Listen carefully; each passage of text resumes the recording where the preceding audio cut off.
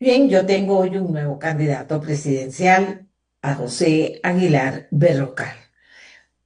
Vamos a hablar con él de educación. Fíjense que estudiando el tema y las propuestas del tema de educación, pensaba yo, es que esto cada vez es más difícil, nos obliga a la innovación. eh, hay que tratar de entender esto más allá de leer y escribir, aunque termina afectando leer y escribir en este país.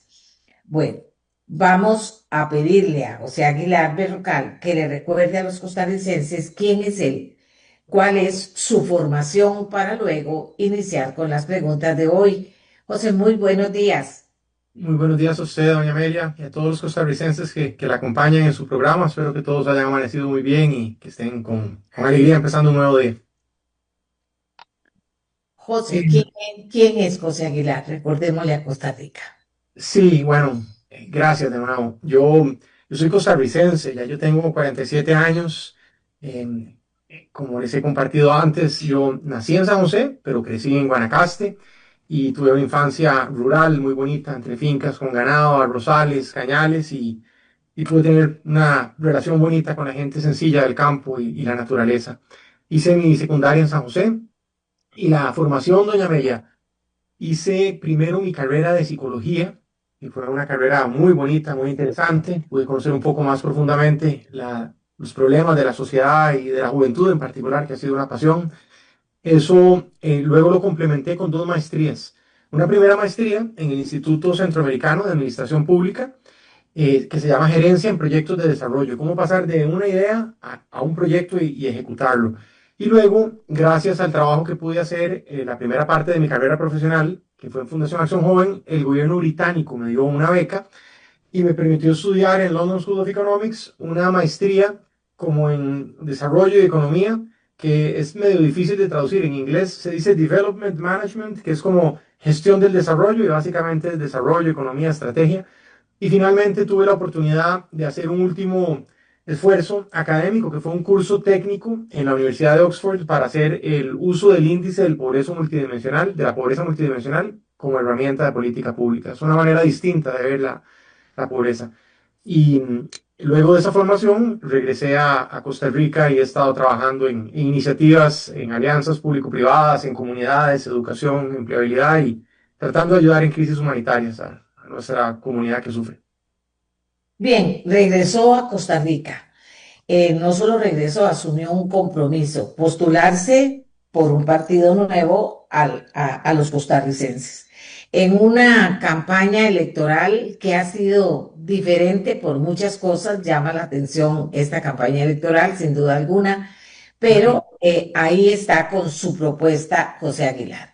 En este momento, hoy, ayer y en estos días, porque saldrán dos encuestas más, se está hablando del tema de las encuestas y en aras de acercarnos un poquito a José en este momento, ¿cómo se siente usted, José, antes de entrar en materia con las preguntas? ¿Cómo ve las cosas? ¿Cómo analiza esta campaña electoral en un momento en que se habla prácticamente, hay medios que ponen, bueno, de un lado a doña Laura, de otro lado a tres candidatos, y hay más candidatos en este país, entre esos usted? Siempre, doña Amelia, yo creo que es lo más importante para hablarle a la gente es ser completamente transparente y decir lo que uno piensa. Y lo que uno quisiera es todos queremos salir de primer lugar porque nadie se mete a hacer estos esfuerzos y sacrificios para no ganar. Uno lo hace con el deseo de tener éxito y poder servir al país. Así que lo primero es eso. Yo quisiera llegar, quisiera ganar y quisiera servir y estoy con toda la determinación de servir a Costa Rica. Entonces, cuando no salimos arriba, pues por supuesto que uno se siente triste, no le voy a esconder eso. Me da tristeza porque creo que realmente puedo ayudar a Costa Rica, estoy convencido con un gran equipo. Segundo, creo que es muy probable que exista una segunda ronda, entonces hay una posibilidad de en estas oportunidades, que son los días que nos quedan, todo diciembre, todo enero, hacer un gran esfuerzo para dar ese mensaje al país de que tenemos una alternativa que realmente tiene soluciones innovadoras, valiosas, que no va a ser esta misma continuidad que nos ha, no solamente no ha arreglado los problemas, sino que honestamente, doña Amelia, ha introducido una dinámica que no me parece sana para el país, con mucha polarización, mucha pelea, hasta con humillando a los agricultores, peleándose con la iglesia, mucha grosería. Y ese no creo que sea el liderazgo que nos sirve un liderazgo positivo, valiente, que sí se pelee con los narcos, que sí se pelee con los corruptos y no con un pobre cura que lo que le puede mandar es una circular, no, esos no son los enemigos. Entonces, tengo toda la determinación de intentarlo, de hacer mensajes fuertes, de hacer mensajes claros, y ojalá que la gente conozca que no es que llegué aquí a la política a prometer, sino que hace 25 años hemos estado trabajando, dando resultados, sirviendo con mucho amor y convicción al país, y con esos resultados de hechos y no palabras, es que ya ahora llegamos después a tratar de servir en la política y eso que hemos hecho, tal vez en escala más pequeña, querer llevarla en grande y ayudarle a Costa Rica. Muchas gracias, José. Ahora sí, entremos en materia. Bueno, me parece que es lo lógico hablar de inteligencia artificial y en su plan de gobierno aparece, que en el campo de educación aparece reiteradísimamente. Así que muchas veces aparecerá ese tema en esa entrevista. Su plan incluye el uso de inteligencia artificial para evaluación docente.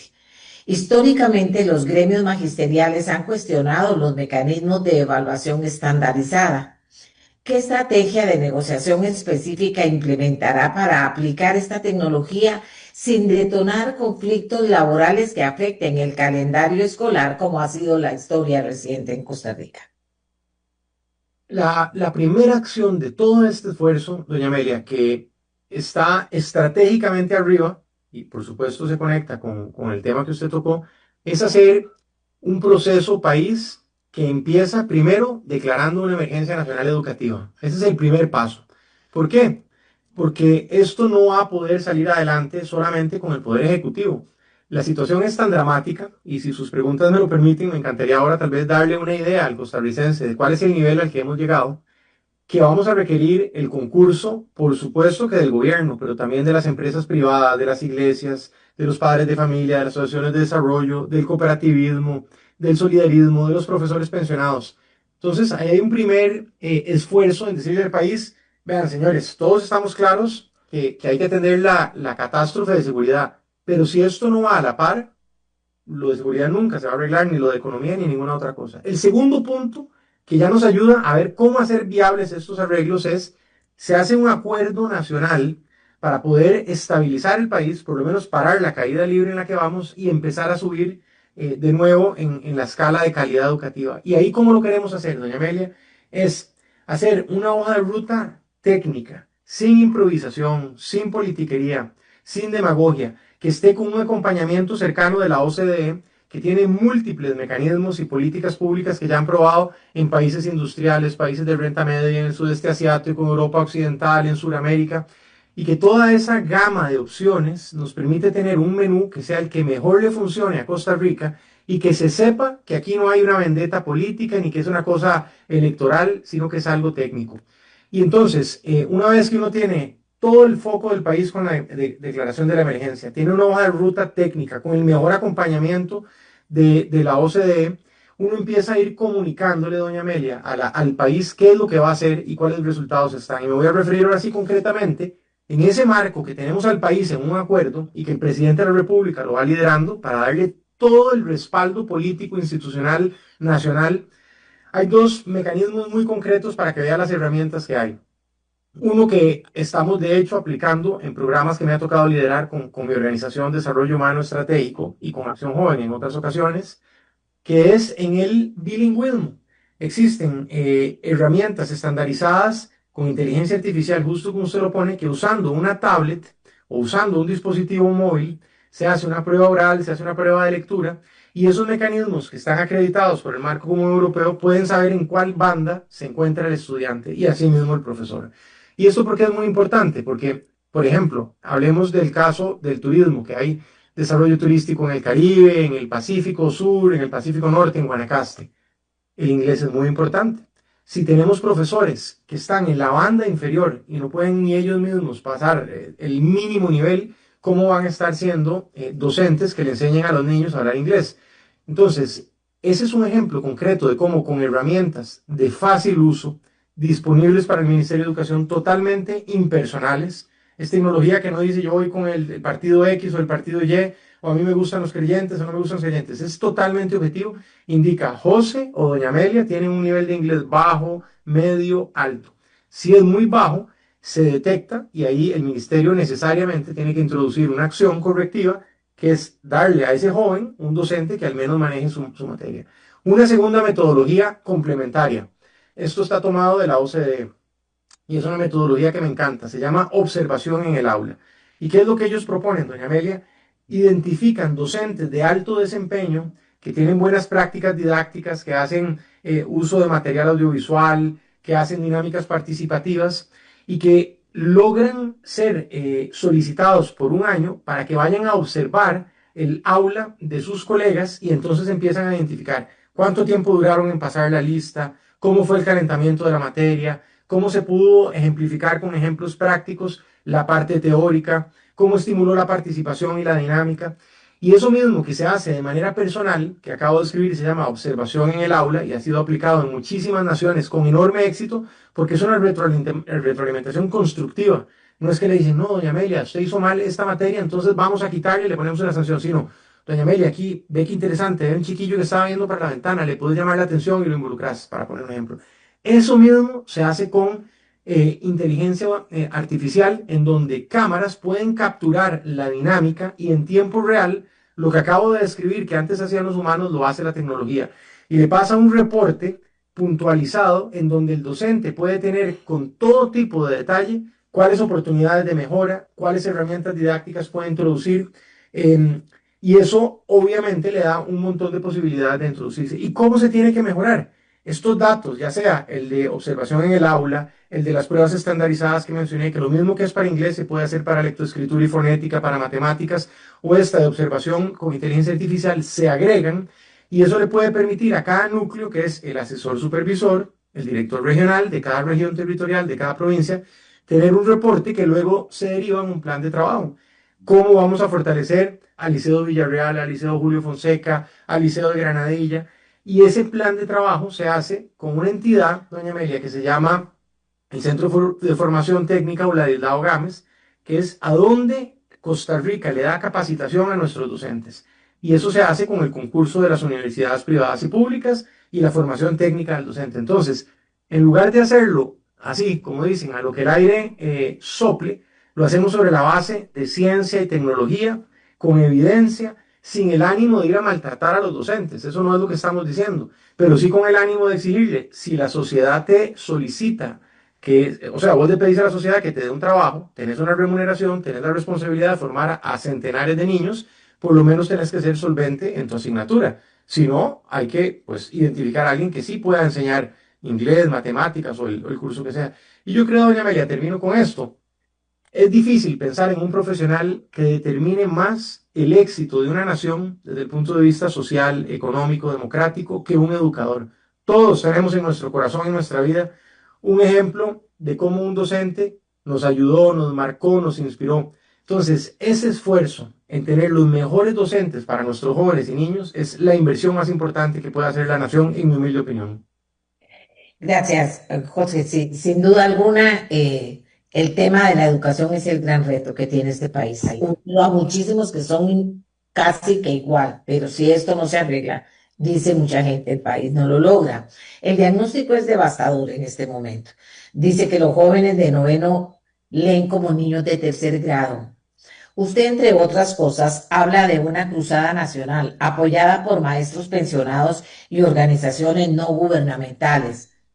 Es realista, José, pensar que el voluntariado resolverá un problema estructural que el MEP no ha podido arreglar en décadas puntual.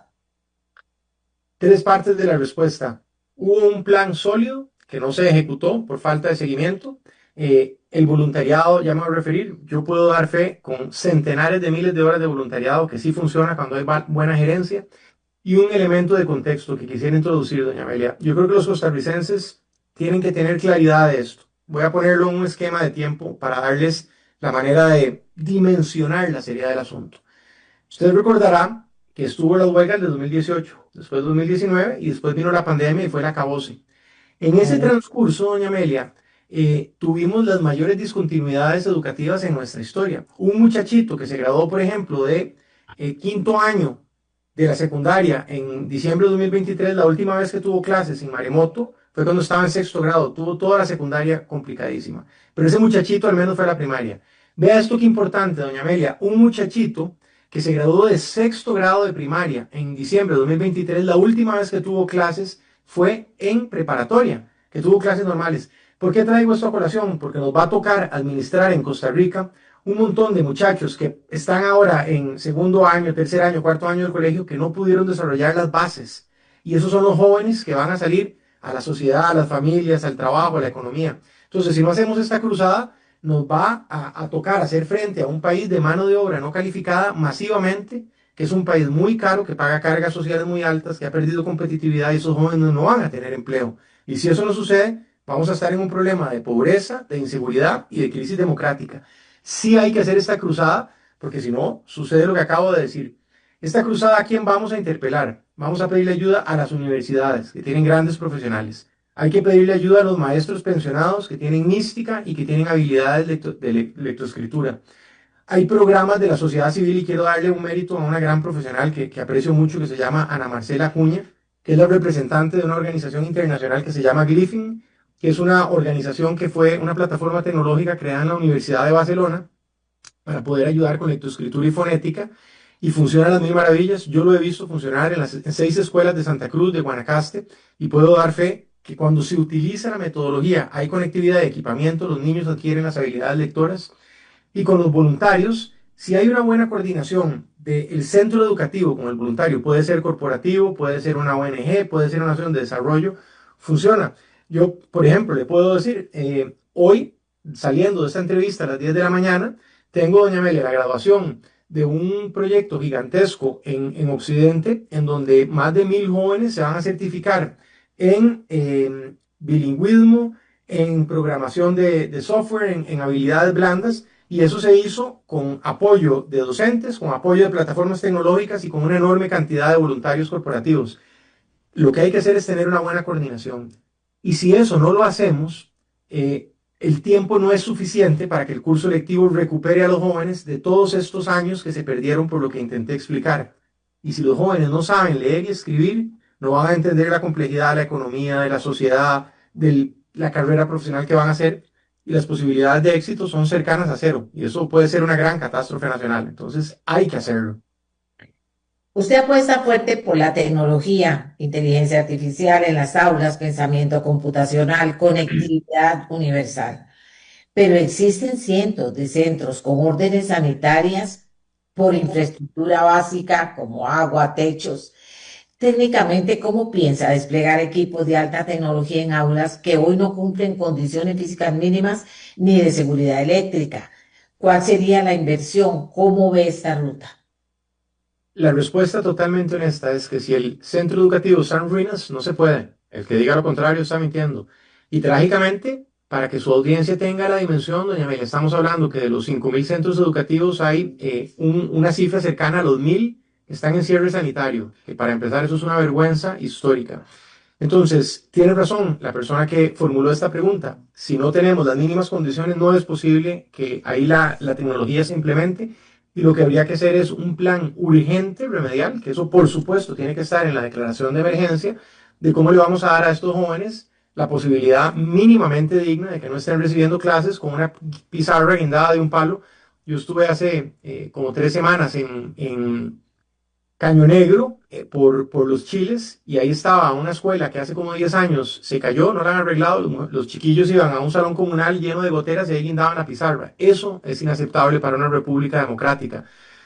Sí hay maneras de arreglarlo, y quiero traer a su audiencia un ejemplo que para mí es de las mejores ideas por pragmática y eficiente, que es el ejemplo en donde en Uruguay han dado en concesión por 22 años el diseño, construcción y mantenimiento de la infraestructura educativa, porque eso le permite al sector privado que tiene liquidez con diferentes fondos de inversión, incluso hay unos que son muy interesantes de fondos verdes, y la construcción se hace de manera coeficiente, tiene la posibilidad de hacer diseños innovadores. Eso le quita al país la necesidad de tener que pasar por el DIE, que es el Departamento de Infraestructura Educativa, que ha sido una catástrofe de corrupción, de ineficacia, de problemas de todo tipo. Eso implica que se construyen en tiempo récord con la velocidad del sector privado, y que además hay un incentivo para que ellos estén dando mantenimiento y este deterioro de que no se les venga un talud, de que la gotera no pudra el techo, de que los baños puedan seguir teniendo con agua y puertas y le den dignidad a los niños, nunca se deteriore. Y es 22 años porque eso le permite a la empresa o al concesionario poder recuperar la inversión, tener utilidades y tiene un incentivo financiero de que si no hace un buen mantenimiento, no le mantienen el contrato. Entonces ellos van a estar todo el día limpiando, cuidando, verificando.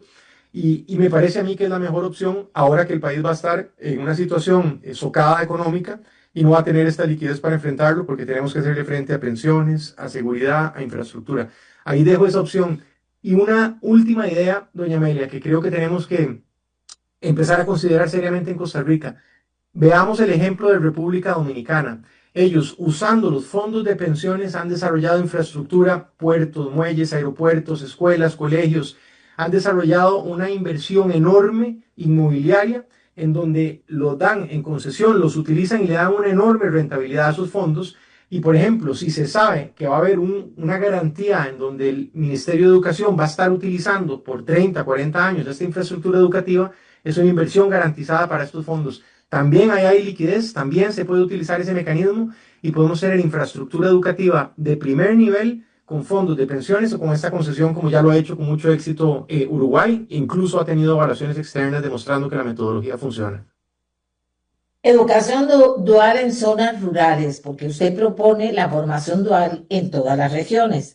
El problema siempre ha sido que en las zonas costeras no hay suficientes empresas para recibir a los estudiantes, zonas costeras que ocupan demasiado de todo. ¿Cómo va a obligar o incentivar al sector privado a abrir plazas de aprendices en zonas donde apenas hay empleo? Ahí hay dos cuellos de botella, uno se lo mencionó y el segundo es importante traerlo a la presencia, lo cito brevemente, y es que los fondos para dar ese estipendio los da el BIS, los da el INA en una modalidad que se llama becas 21 BIS. Doña Amelia, es importante saber que hay hoy, mi entendimiento es que una cifra superior a 420 millones de dólares subutilizados en las arcas del INA, que es una barbaridad, que ya fueron aportados por todos los patronos y de ahí se limitan los fondos de tercerizar y los fondos para subsidiar los incentivos y los estipendios de educación dual. Ese es un primer problema que tiene que atenderse, ahí está la plata disponible. Y el segundo tiene que ver con muchas veces, por ejemplo, en un proyecto que lideré en Santa Cruz, haciendo formación dual en el área costera de la zona de Tamarindo. Había un restaurante muy conocido por todos en la zona que se llama Witches Rock. Es un lugar de surfear, de vacaciones y demás. Entonces lo que nos decían los propietarios es claro que le queremos abrir la oportunidad a los jóvenes, pero nuestros mismos saloneros y cocineros han sido un poco, digamos que los hemos formado acá en el trabajo de una manera quizá más empírica, entonces no podríamos poner esos aprendices. Entonces ahí lo que se hace es que se certifica el conocimiento de esos trabajadores sin necesariamente tener un título y de esa manera ellos pueden jugar el rol como una especie de mentores. La otra cosa es que todos tenemos que saber que el INA se financia de los patronos, hacen un aporte en su planilla. Cuando la formación dual llega, muchas veces le piden al patrono nuevamente que dé otro aporte como una especie de beca o una especie de estipendio que es un segundo aporte. Y para las empresas medianas y pequeñas esto es un rubro sensible que no les permite participar en esa modalidad. Pero si ya las empresas aportaron de la planilla, no tiene sentido que vuelvan a aportar. Entonces ahí lo que hay que hacer es que ese pago se omita y del INA, que tienen un equipo muy comprometido y tienen un esfuerzo muy grande, es menos termitológico. En el MEP hay un reglamento que es terrible. En el MEP hay que redefinir ese reglamento que tiene igual este problema del estipendio que acabo de mencionar, pero muchas veces por los horarios no logran entroncarse correctamente con las empresas. Hay un montón de requisitos que lo hacen increíblemente rígido y que por eso se les dificulta a los jóvenes. Entonces, repito, uno, fondos, hay que liberarlos si están en el INA y ahí hay un problema importante con el reglamento de las becas 21 bis. Dos, este rubro, este pago que tienen que hacer adicional por el estipendio después de haber aportado, esto tiene que eliminarse porque ya por definición las empresas aportaron. Tres, cuando hay un trabajador en estas zonas rurales o costeras, como usted menciona, que ya tiene un expertise, hay que certificar y acreditar ese expertise y que eso les permita hacer el rol de mentores. Y cuatro, en el caso concreto del Ministerio de Educación, hay que hacer mucho más flexible y amigable al sector privado el reglamento que hoy impera, porque es muy rígido, muy trabado y eso explica que casi no se puede hacer.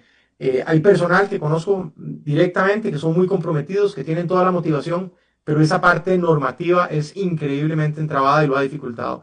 Y termino diciéndole, doña Amelia, de un caso que sí se ha hecho con éxito, que es un gran mérito y quiero que los costarricenses le pongan atención en el Hotel Reserva Conchal, que está ubicado en Santa Cruz por Brasilito. Ahí ellos han logrado con el INA darle a enormes cantidades, me parece que van cercanos ya a los 400 guanacastecos, que hacen la parte teórica de alimentos y bebidas, servicio al cliente, limpieza de viviendas y de habitaciones y tal, con el INA, y en el hotel le permiten a las personas irse desempeñando y muchos de esos han crecido desde los soldados rasos y ahora ya son jefaturas, se están llevando a puestos gerenciales, tienen un nivel de empleabilidad cercano al 95% y están en el empleo formal. Eso es un ejemplo que hay que extrapolar, también lo han hecho en el Intel, también lo han hecho en Pozuelo. Cuando se logra entroncar, funciona prácticamente a la perfección. Entonces, el modelo, si lo ajustamos, es una estrategia ganadora para el país. Su plan busca despolitizar las direcciones regionales y evitar traslados arbitrarios, dado que el régimen de nombramiento está blindado por el Estatuto de Servicio Civil. ¿Qué herramienta jurídica específica, decreto, directriz o reforma a la ley, utilizaría para intervenir en estos nombramientos sin que la Sala Cuarta anule sus decisiones? Ahí, doña Amelia, lo que nosotros queremos hacer va en dos líneas, es en la regionalización y en la meritocracia. Empiezo por la regionalización. Parte de los problemas es que se hacen a veces estos botines y desafortunadamente se dan nombramientos y se le dan los espacios para las vacaciones y los interinazgos a personas que de alguna manera han tenido una afiliación electoral y no tanto con los méritos didácticos o docentes. Y muchas veces son personas que los trasladan de donde viven a otras regiones. Entonces, una persona que la mandan a trabajar en Turrialba, pero su residencia está en Guadalupe, es una persona que no ve a su esposa, no ve a sus hijos, que tiene que estar trasladándose y eso genera un desgaste enorme personal y además las personas van a tener la motivación de apenas puedan devolverse de Turrialba y tratar de conseguir un lugar en Guadalupe. El vínculo que hay con la comunidad, con los estudiantes, con los colegas se rompe y eso genera una gran inestabilidad en el funcionamiento del centro educativo y esa es una primera variable que hay que quitar. Y es muy fácil. Usted puede introducir una base de datos en donde ubica el lugar de residencia de los docentes y eso le permite que en círculo geográfico sea donde usted pueda trabajar.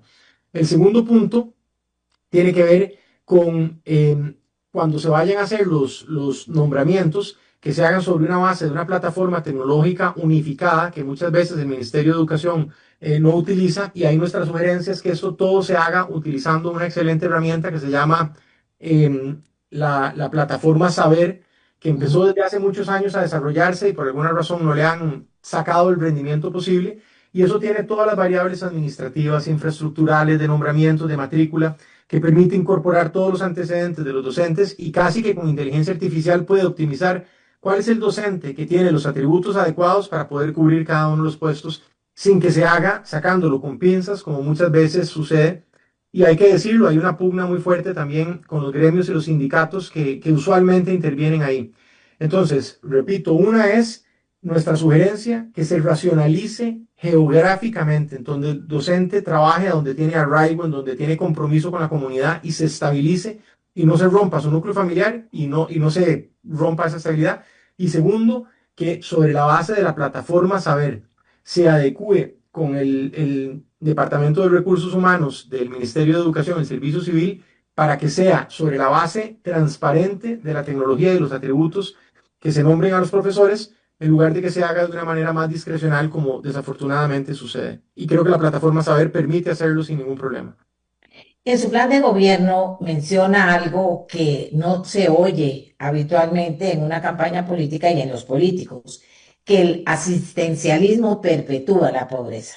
En términos prácticos, para los beneficiarios actuales de programas como Avancemos o el régimen no contributivo, su propuesta implica una reducción de estos subsidios, una transformación de los requisitos para acceder a ellos, ¿cómo empata con esta idea suya de que no hay que asistir, sino que hay que promover qué?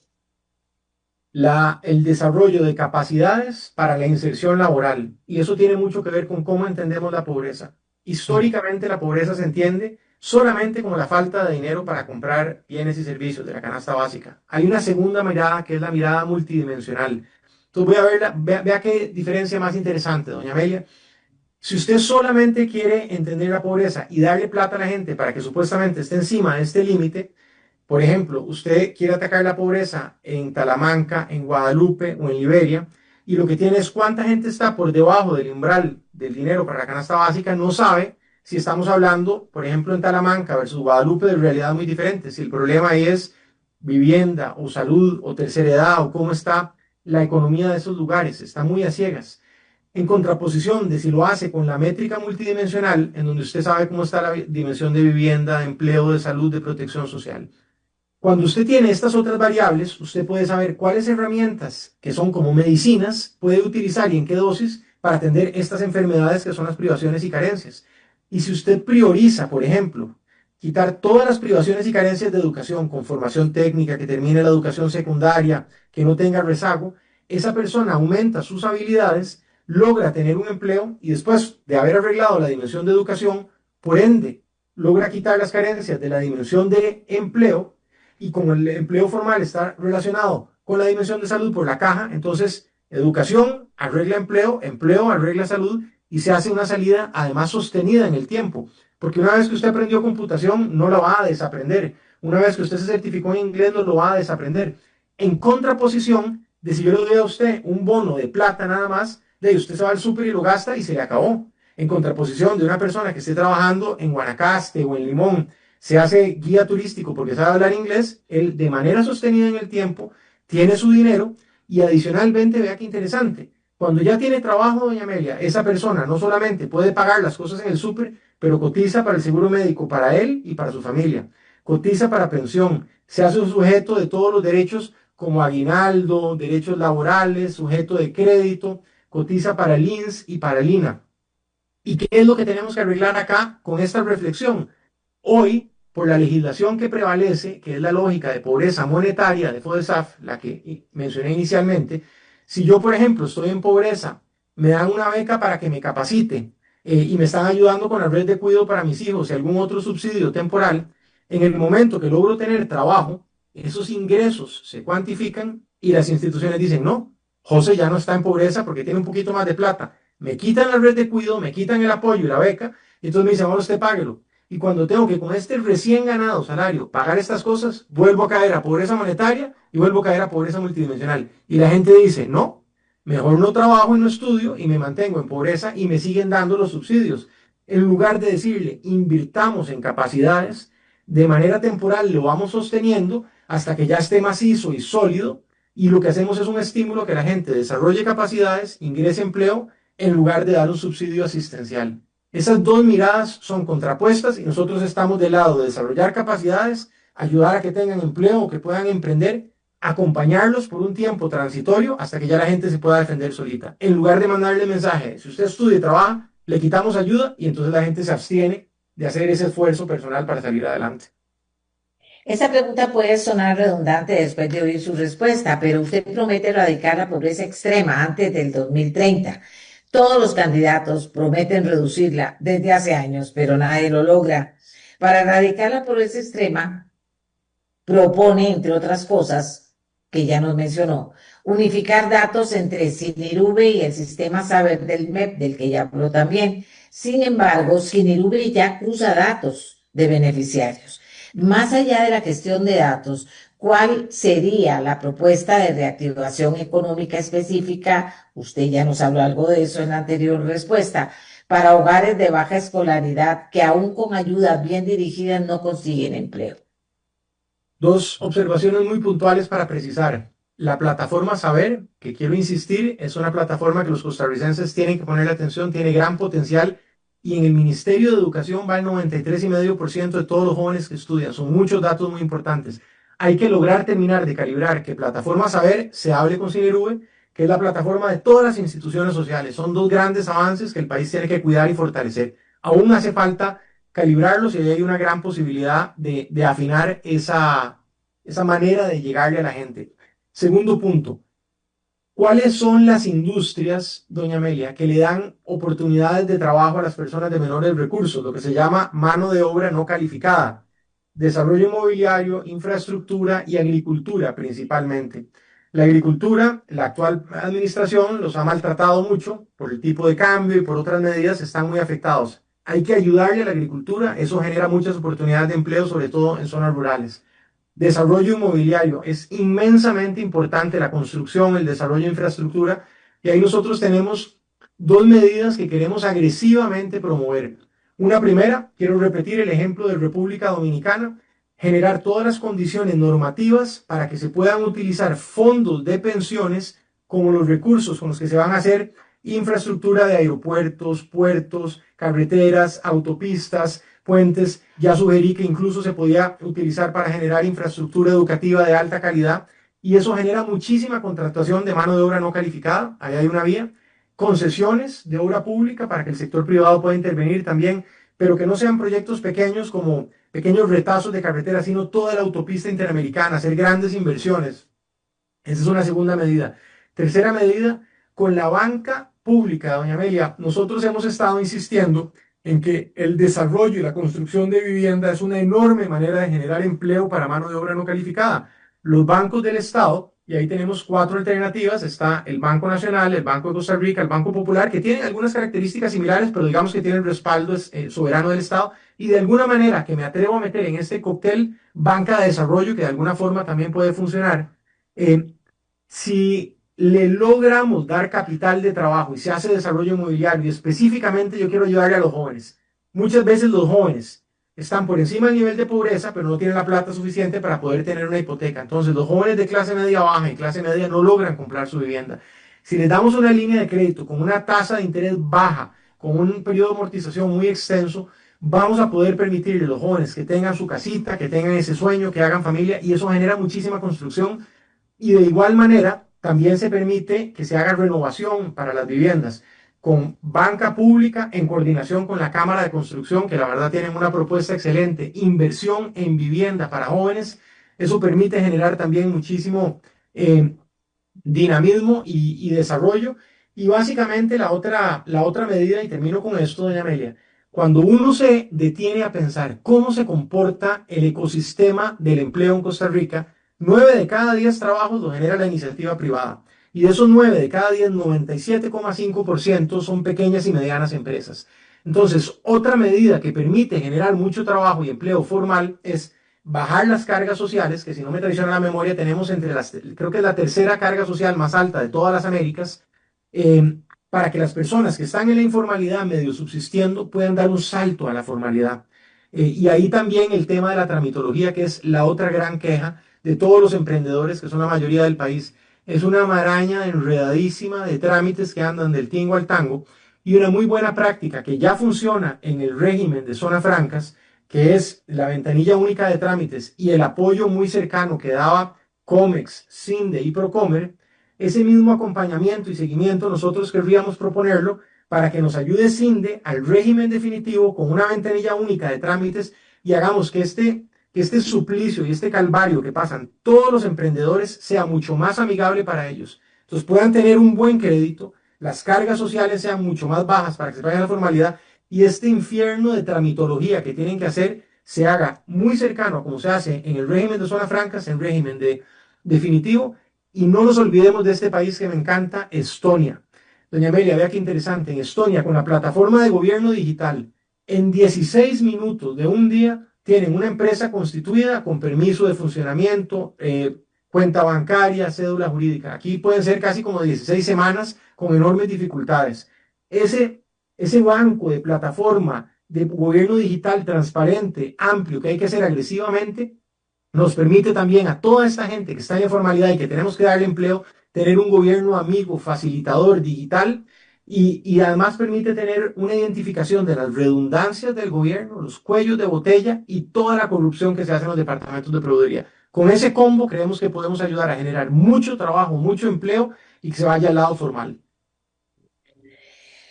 Es usted psicólogo y propone una red de psicólogos en EBAIS y escuelas.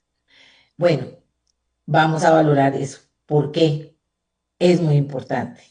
pero considerando la actual crisis de liquidez de la caja y las listas de espera en especialidades críticas, ha estimado el costo de esta contratación masiva y técnicamente de cuál fuente de financiamiento van a provenir los recursos sin afectar otros servicios. Hay que darle vuelta a la pregunta, doña Amelia. La pregunta es, por desatender la salud mental, ¿cuántas afectaciones físicas terminan generándose que implican un gasto gigantesco para la caja? Le voy a poner solamente dos datos que son inobjetables.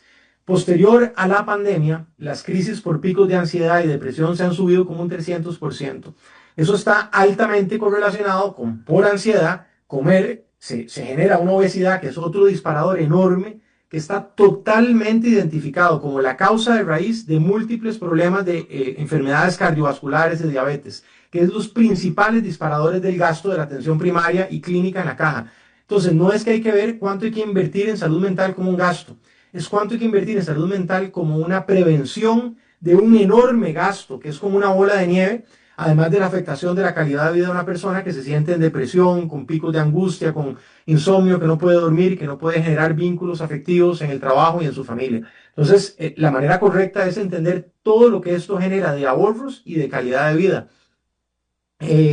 Y ahí, en ese sentido, yo metería en esa misma colada, doña Amelia, como parte de este esfuerzo por tener salud mental y atención de estas condiciones, muy fuertemente la promoción de una vida saludable con deporte, con cultura. Hay muchísimos estudios clínicos que tienen perfectamente documentado cómo desde el punto de vista fisiológico, las personas que hacen ejercicio físico, que hacen esfuerzos, digamos, cardiovasculares y se exponen, por ejemplo, a la luz solar, desde el punto de vista hormonal, secretan serotoninas, endorfinas, un montón de sustancias que le ayudan a las personas a salir de la depresión y a evitar un montón de enfermedades. Y esto no es una cosa de imaginación, está completamente documentado en la literatura clínica. Y además, por ejemplo, los jóvenes que participan, para hablar de los jóvenes específicamente, dentro de otros segmentos de la población, usted a los jóvenes les da la posibilidad que estén en un equipo de atletismo, un equipo de fútbol, de artes marciales, que vayan al gimnasio o clubes de surfear, como me ha tocado liderar en varios lugares del país. Tienen arraigo, pertenencia, disciplina, generan vínculos sanos, no se van a meter en una pandilla. Entonces yo quiero dejar la sensación de que esto no se perciba como un gasto, sino como una inversión que genera valores, propósito, evita muchos males.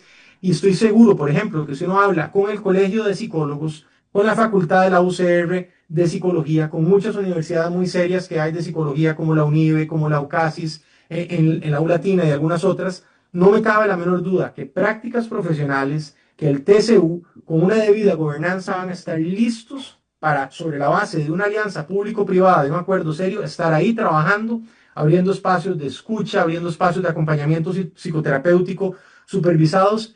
¿Y cuánta gente no va a agradecer, doña Amelia, tener la posibilidad de tener quien lo escuche, quien le asesore, quien le guíe para salir de una crisis familiar, de un pico de estrés?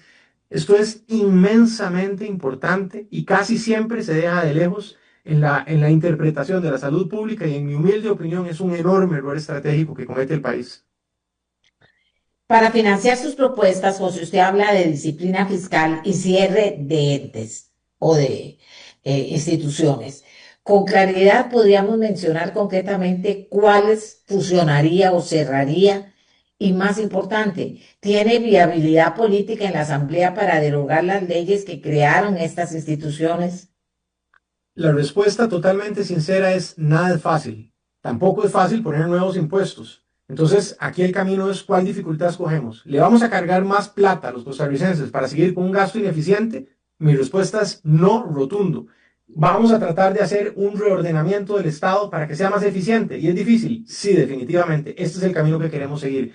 Le contesto con un informe de la Contraloría General de la República. Si no me traiciona mi memoria está ubicado en el año 2014, 2015, en donde analizaba, por ejemplo, el sector social y nos decían que habían 22 instituciones que tenían un umbral cercano a los 45 programas. 22 de estos 45 coincidían en población objetivo, bien y servicio y subregión territorial. Entonces teníamos múltiples programas que atendían a mujeres, daban becas educativas, atendían a comunidades rurales. Ese tipo de redundancias hace que hayan más secretarias, más edificios, más auditorías, más choferes, y todo el agua, en lugar de salir el chorro por la manguera, se queda atrapada en la manguera y queda como en esa gran masa. Y quiero citar un ejemplo que un gran economista que admiro mucho, que se llama Don Denis Beléndez, me contestó. Y eso es de un estudio anterior que él hizo hace algunos años, antes de salir a hacer sus estudios doctorales en Chile. Y me decía, José, a mí me contrataron en el IMAS para poder analizar cuánto era lo que costaba poder atender los programas de pobreza. Se dedicó a revisar todos los programas y pudo determinar que para dar cada dólar, el IMAS gastaba un umbral superior a los 2,3 dólares. Entonces, por supuesto, entregó el informe, lo metieron a la gaveta y lo despidieron y no lo volvieron a contratar. Pero lo traigo a colación, doña Amelia, porque a mí me encantaría no solamente hacer la fusión de los programas sociales para que no hayan estas redundancias, sino sobre la base de esta visión de Estonia, de hacer un gobierno digital agresivo. Y esa concesión de obra tecnológica también se puede hacer al sector privado, para que no me digan que vamos a tener que gastar mucha plata. Eso se puede concesionar al sector privado bajo una contratación transparente. Se identifican todas estas redundancias y le voy a decir a cuál país quiero pedirle la auditoría externa: a Singapur, que es un país con el que no tenemos contrataciones, no hay conflicto de interés. Ahí son a rajatablas, ahí es el pan pan y el vino vino y no se andan por las ramas, y que nos digan todo este archipiélago esquizofrénico de instituciones que un montón hacen las mismas, que son ineficientes, que nadie sabe ese presupuesto que reciben, en qué lo convierten. Y no me van a decir que funcionan, porque ya hablamos de los problemas de salud, ya hablamos de los problemas de seguridad, ya hablamos de los problemas de educación. Y esa auditoría externa, en una combinación con gobierno digital, nos diga, vea, Costa Rica, están repitiendo 27 programas de este tipo de cosas. Toda esta plata no se está traduciendo en bienestar. Que sea algo técnico, impersonal, apolítico y, muy importante, doña Amelia, hay que decirlo, de corrupción. Porque muchas veces aquí las cosas no pasan no porque seamos una manada de tonticos, que no tengamos cerebro, es porque hay corrupción y la gente se mete a robar, hace contratos amañados, con licitaciones amañadas del lado público y del lado privado, hay que reconocerlo.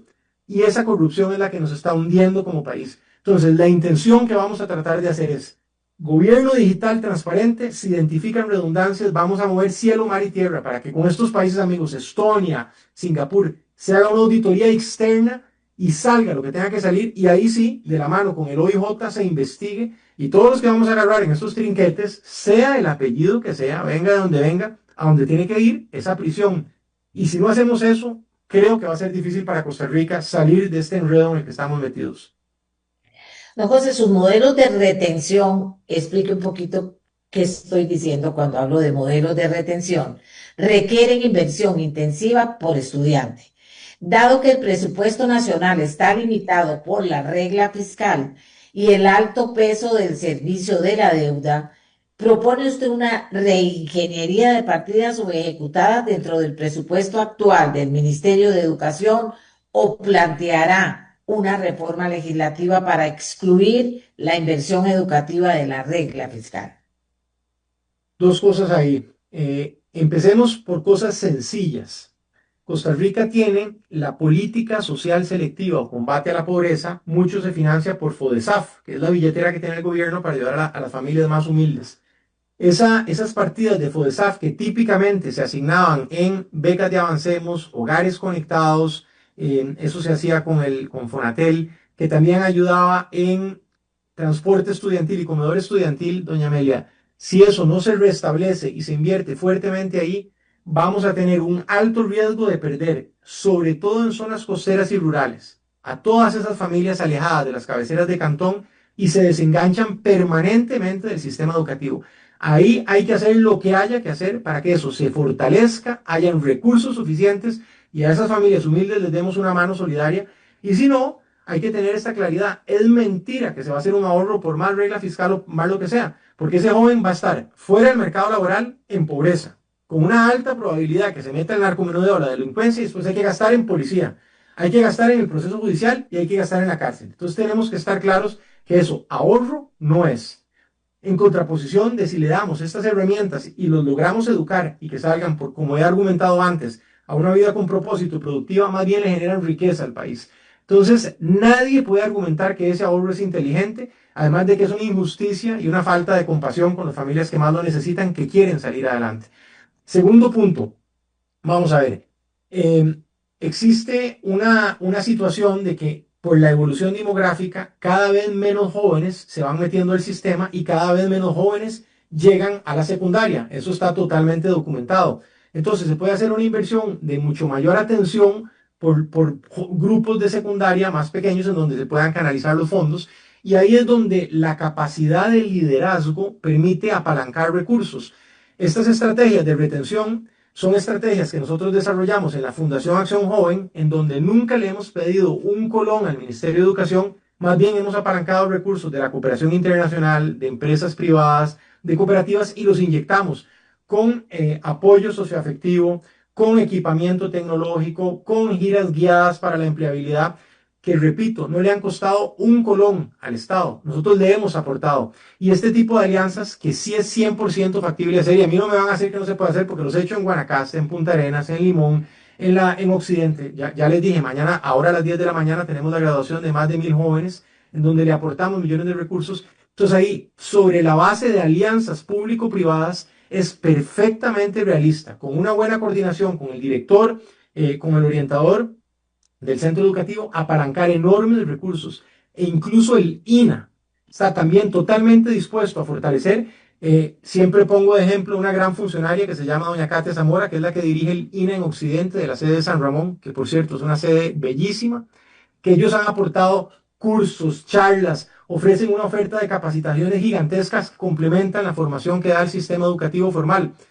¿Qué es lo que hay que hacer, doña Amelia? Estos vastos recursos que tiene el país, poder articularlos. No todo lo tiene que hacer la burocracia tradicional como se hacía en los 70s. Hay que innovar con alianzas público-privadas, con tecnología, y que no digan que no se puede hacer porque ya lo hemos hecho. Y si quien quiera, yo me siento y les cuento con todo detalle las maneras innovadoras y creativas en que lo hemos podido canalizar. Y no todo tiene que ser pensar en cobrarle más impuestos a la gente que ya de por sí está asfixiada de cargas sociales, de impuestos y de tramitología. Usted habló de un sistema de alerta temprana real. Implica que el docente dedique tiempo a la gestión y análisis de datos, si no entendí mal, más allá de impartir lecciones. ¿Cómo se integra esta nueva carga laboral en el perfil del puesto actual sin entrar en un conflicto con la convención colectiva vigente? ¿Se pagará un recargo por funciones administrativas? ¿Cómo lo ve usted? En realidad es parte de sus funciones tradicionales. Le voy a decir algo que es la manera más fácil de identificar y muy fácil quiénes están en riesgo. Es pasar lista. Es tan sencillo como eso. Si uno como docente, usted como docente, doña Amelia, empieza la sección o la lección hace 5 minutos dedicado a ver quién está y quién no está, y eso se puede hacer de manera automatizada con herramientas tecnológicas que ya existen, que nosotros ya hemos podido utilizar en muchos centros educativos, automáticamente el que no está es identificado por esta tecnología y se puede incluso automatizar para que mande un mensaje WhatsApp a verificar con los padres de familia o el adulto responsable a dónde está.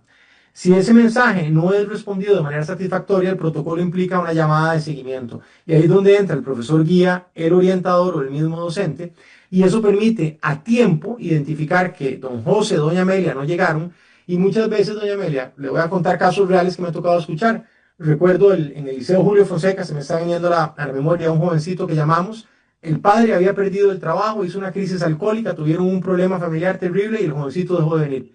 Si esa identificación en la lista de asistencia no lo hacemos y no se comparte ese mensaje de WhatsApp que no nos contestó, hicimos la llamada, pasan 2 semanas, 3 semanas y ese muchacho lo perdemos para siempre. Como lo identificamos al día siguiente, escribimos, esa misma tarde lo llamamos y luego se complementó con una visita intradomiciliar y ese jovencito se reinsertó al sistema educativo. Y se hizo de manera inmediata en esa semana, porque hubo seguimiento, porque hubo monitoreo.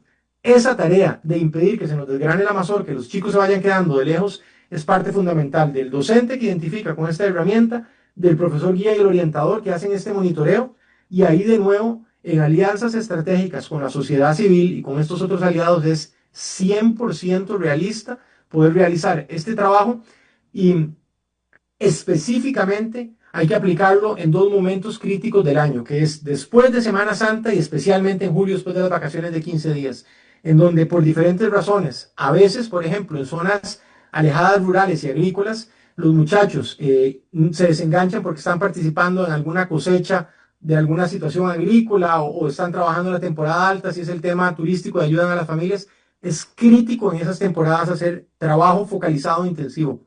Y con estas plataformas tecnológicas y con estas metodologías es 100% realista hacerlo. Insisto, ahí pueden ayudar la sociedad civil y las universidades, y lo digo porque ya lo hemos hecho y sé que tienen toda la mejor disposición. Hemos estado hablando, José, de educación y cuando yo lo invité a usted a venir para hablar de su fortaleza, porque en ese sentido estoy haciendo esta segunda entrevista con los candidatos y candidatas, conociendo y estudiando lo que usted ha hecho, entiendo que usted tiene una gran fortaleza ahí y que habla de todos los cambios tienen que ver con también un cambio en la mentalidad, también un cambio en una Costa Rica apuntada con lo que es el nuevo mundo, ¿verdad? Entonces, por eso lo invité a hablar sobre educación. Y lo ha hecho y ha contestado muchas preguntas. Le voy a decir algunas para que usted pueda responderlas también porque me parece importante. Aquí dice una profesora, casi todo lo que propone don José exige cargar más al presupuesto nacional. ¿Qué propone para estimular la producción y una generación sana de riqueza? Más allá de solo recoger más eficientemente los impuestos, que es importante. Pero habla de invertir y gastar. ¿De dónde va a coger los recursos? Aunque don José ha hablado algo de eso, pero le quiero hacer esta pregunta. Solo proponen ser más eficientes en recoger los impuestos. ¿Eso podría ser iluso o no? Se oye perfecto, pero el tema es el dinero. ¿Qué dice don José? Saliendo ya de la educación. Bueno, muchas gracias por la oportunidad de responder esa pregunta importante. En realidad he estado intentando argumentar más bien cómo no hacer más impuestos y cómo poder habilitar y articular y apalancar recursos de las fuerzas vivas de la sociedad. No lo digo sobre la base de la teoría, sino sobre la base de las experiencias prácticas ya ejecutadas, con conocimiento de que sí se pueden hacer y que hay ofrecimientos reales. Eso no quita la importancia de que la economía crezca de manera vigorosa para que haya más dinamismo económico y esos recursos económicos se pagan impuestos y cargas sociales que se redirigen a la turbina social. Así que es cierta esa pregunta. Voy a citar algunas de las herramientas que nos parece crítico para que haya un gran crecimiento en nuestra economía. Primer paso, en el Banco Central es importante que se arregle el tipo de cambio con la independencia de la junta directiva, pero que el objetivo de estabilización inflacionaria no sea el único, sino también se le da campo al objetivo de que se use de manera plena todos los factores productivos de la economía para que haya empleo formal. Y esa política monetaria está afectando al turismo, al agro, a la inversión extranjera directa, al desarrollo de software y está generando una gran afectación. Segundo punto, bajar las cargas sociales sin tocar la caja en pensiones y la caja en servicios de salud, pero las parafiscales, trasladarlas al pago de impuestos generales en el Ministerio de Hacienda para que sea más fácil contratar mano de obra, pasarse a la formalidad y que estén cotizando. Tercera medida, lograr que con los bancos públicos sea posible hacer líneas de crédito con tasas de interés más baratas y periodos de amortización mucho más amigables para que los emprendedores, que son el 97,5% del país, puedan tener liquidez para poder sacar adelante sus proyectos y sus negocios y sus ideas. Cuarta medida, promover agresivamente, viéndonos en el espejo de Estonia, un gobierno digital amplio que haga una tramitología mucho más amigable, que el gobierno sea un estado facilitador que esté a un clic de distancia, siguiendo el ejemplo de Estonia, que en 16 minutos le da a una empresa la posibilidad de tener su autorización para operar, cuentas bancarias y demás, que eso se complemente con las buenas prácticas que ya tiene el régimen de zonas francas, de ventanilla única y acompañamiento que lo ha venido haciendo siempre muy bien Cinde con Procomer y alguna medida Comex también. Ese servicio de acompañamiento a las empresas y quitar esta tramitología infernal es muy importante y con la transparencia también se quita la corrupción que todos sabemos que hay, que es terrible. Cuarto, una inversión agresiva y decidida en infraestructura usando los fondos de pensiones de las enormes cantidades de recursos que existen en Costa Rica, siguiendo el buen ejemplo de República Dominicana para hacer puertos, aeropuertos, muelles, incluso infraestructura educativa, que sean proyectos debidamente bien formulados para que sean inversiones seguras y que eso tenga un proyecto de prefactibilidad correctamente diseñado. Ahí quiero hacer un énfasis en poder promover concesiones de obra pública y invito a la gente a ver el caso de Uruguay como concesionaron infraestructura educativa por un periodo de 22 años para diseño, construcción y mantenimiento. Eso genera enorme dinamismo de la economía. Una línea de crédito específicamente diseñada para que todos los jóvenes de Costa Rica puedan comprar y construir su casa o adquirir su primera casa de manera tal que puedan hacer familia y estabilizarse. Eso genera enorme dinamismo en ingenieros, arquitectos, gipseros, transporte de materiales, depósitos de materiales y demás. Quiero ayudar muchísimo. Hay que entender que el agro lo estamos destruyendo, además del maltrato que ha hecho, que me parece muy feo la manera en que el presidente se ha referido a nuestros agricultores, no lo creo correcto. Ahí tenemos que hacer específicamente entender cómo la política monetaria los está matando, el tipo de cambio. Temas de caminos, están muy deshechos los caminos de las zonas rurales, eso es 81-14. Hay que girarle los fondos de esa modalidad para que las municipalidades puedan mejorarlos. Adicionalmente, importantísimo que las moléculas se puedan importar fácilmente. Tal vez la gente no sabe, doña Amelia, pero en Costa Rica, a pesar de que ya Estados Unidos y Europa autorizaron una molécula para países de condiciones similares en el trópico, como Colombia y México, aquí ponen un montón más de trabas y no se pueden importar, eso les hace mucho daño. Hay que acercar la habilidad de la extensión que hace el MAG para dar acompañamiento técnico y mejorar la productividad por hectárea. Asimismo con el INA, que tiene que acondicionar los horarios. Ahí le estoy dando una serie de medidas concretas que indudablemente van a estimular el crecimiento de la economía desde el día uno y todo lo que crea economía formal no solamente genera empleo, sino paga impuestos, IVA, renta y además genera las parafiscales, Caja, INS, INA, FODESAF. Entonces sí existen formas concretas, lo que hay que tener es una visión innovadora y quiero terminar con esta última medida para que todos los puestos que ya existen, que no se nos pierdan con la automatización del mercado laboral por la inteligencia artificial, es importantísimo, doña Amelia, darles lo que los norteamericanos llaman el reskilling, que es como el reentrenamiento, que son acreditaciones cortas para inyectarle las herramientas tecnológicas disruptivas y aumentar la productividad a la base, a la gente que ya está trabajando y que entonces sean más productivos y no sean desplazados por estas herramientas de inteligencia artificial. Y todo lo que tiene que ver con conectividad y con 5G es un ecosistema importantísimo. Y muchas veces la gente ignora que se traba todo este tema de conectividad en las municipalidades porque los reglamentos para autorizar la infraestructura de telecomunicaciones son muy viejos, muy desactualizados y eso le impide a los operadores poder poner la infraestructura a donde pasa la conectividad. Y eso de conectividad suena raro, pero si no tenemos todo este ecosistema de 5G, va a ser difícil que el país compita. Entonces, yo sé que son muchos temas, pero así es como hay que liderar con una visión global del país y moderna. No le he dado chance, ya nos pasamos del tiempo, pero pregunta a un super experto en ciberseguridad. ¿Cuál rol le asigna a la tecnología en la mejora de servicios al ciudadano, disminución de filas de espera, aumento de capacidades en salud e integración eficiente entre instituciones del gobierno? Una pregunta maravillosa y gracias por esa oportunidad. Usted tiene toda la razón. De nuevo, ¿a dónde vamos a apostarle decididamente? Gobierno digital, plena implementación.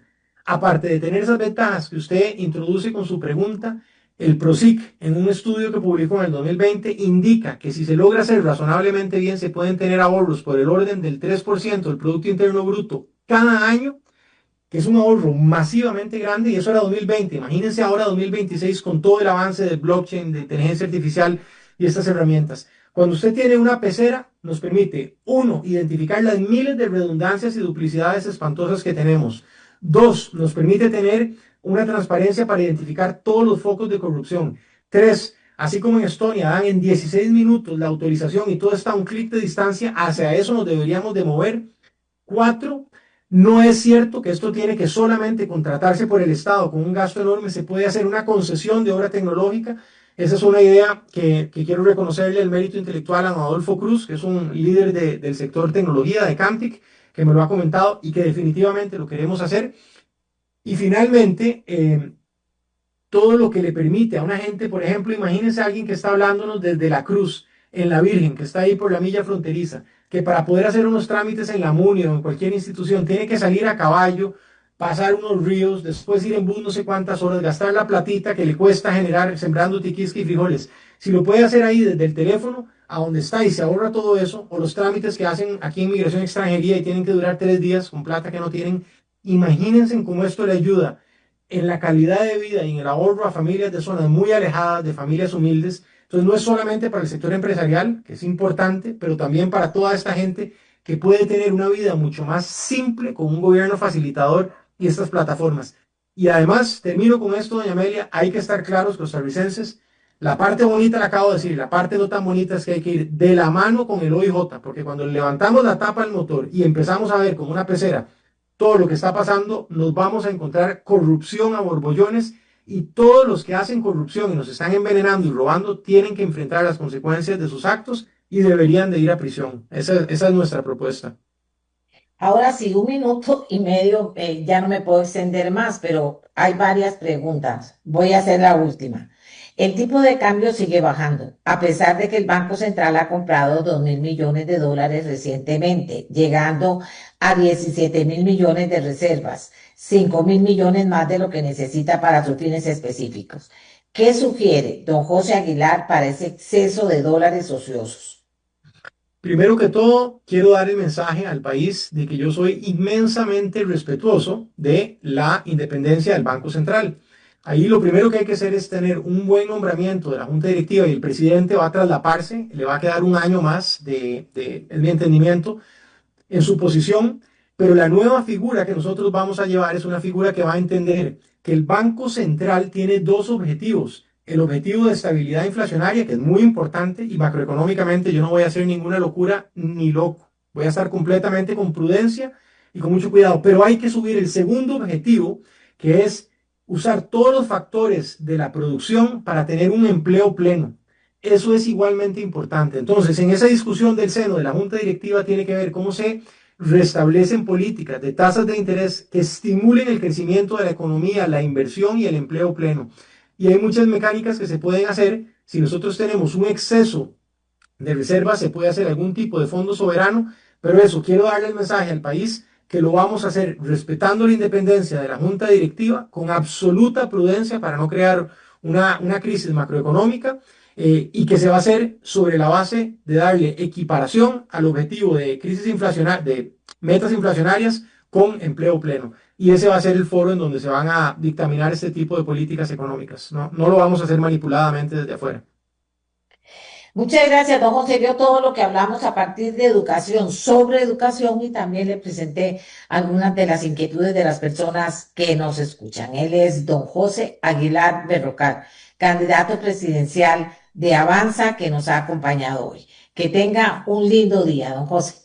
Muchas gracias, doña Amelia, por la oportunidad tan amplia de exponer las ideas. Que Dios la bendiga y un gran abrazo a todos los costarricenses. Que tengan excelente día y seamos valientes, luchemos por Costa Rica y seamos optimistas. No podemos dejar que la realidad nos afloje. Hay que luchar y sacar adelante el país. Gracias a todos.